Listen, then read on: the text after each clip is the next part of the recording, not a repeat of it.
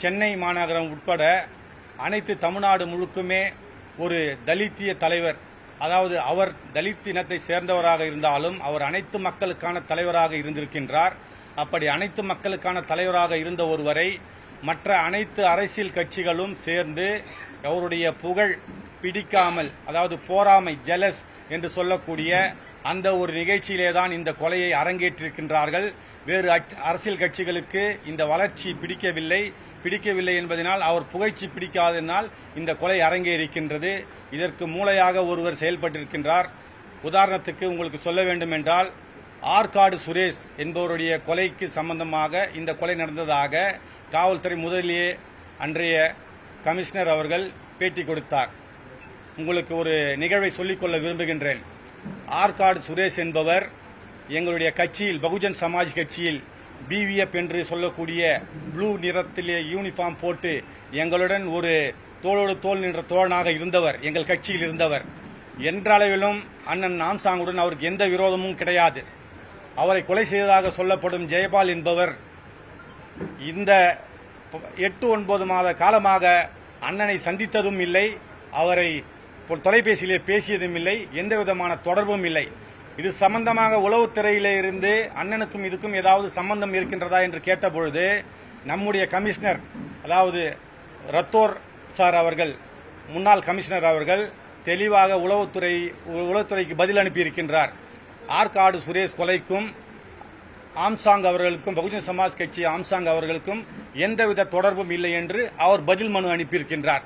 அப்படி இருக்கையில் இந்த ஒரு சிறு இந்த ஒரு விரோதத்தை சொல்லி இவ்வளவு பெரிய படுகொலையை ஒன்றுமில்லாமல் செய்துவிட வேண்டும் என்று நினைத்தால் அது யாராலும் முடியாது. அதாவது எங்களுடைய பகுஜன் சமாஜ் கட்சியுடைய பாலிசி என்னவென்றால், புத்தருடைய பாலிசி, பாபா சாஹிப் அம்பேத்கருடைய பாலிசி, அண்ணன் ஆம்சாங்குடைய பாலிசி, எங்களுடைய பாலிசி பிரகாரம் யாரையோ கல்லுக்கு கல், பல்லுக்கு பல், இதையெல்லாம் நேரடியாக பழி வாங்க என்ற அவசியம் எங்களுக்கு இல்லை. அது போன்ற எண்ணமும் இல்லை. அப்படி எங்கள் பேரை நண்பர்கள் என்று சொல்லிக்கொண்டு பழி வாங்குவோம் என்பவர்கள் எங்களுக்கு நண்பர்களும் இல்லை.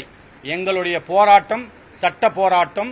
சட்ட பிரகாரம் அவர்கள் சட்டத்தின் முன்பு நிறுத்தி அவர்கள் மீது உரிய நடவடிக்கை எடுத்து தூக்கு தண்டனை வரை வாங்கித் தர வேண்டும் என்பதுதான் எங்களுடைய கட்சியின் கொள்கையும், எங்களுடைய தலைவி அன்னை பொற்கொடி அவர்களுடைய கொள்கையும்.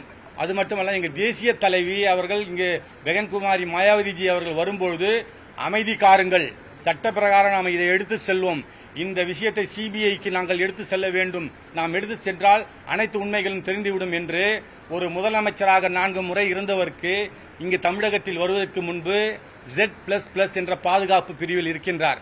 அப்படி Z++ என்ற பாதுகாப்பு பிரிவில் இருக்கின்ற ஒருவர் தமிழ்நாட்டிலே இருக்கின்ற உளவு நிகழ்ச்சி என்ன என்று அறிந்து பிறகுதான் அவர்களுக்கு இங்கு வருவதற்கு பர்மிஷன் தருவார்கள். அப்படிப்பட்ட அனைத்து உளவுத்துறை தகவல்களையும் திரட்டி வந்த பிறகுதான் இந்த செய்தியை சிபிஐக்கு நாங்கள் விசாரணையை மாற்ற வேண்டும் என்று ஒரு கோரிக்கையை தமிழக அரசுக்கு விடுத்திருக்கின்றார். யாரோ ஒரு கொலைக்கு யாரோ ஒரு பழி வாங்குவது போல ஒரு சாதாரண ஒரு மனிதனின் கொலை அல்ல.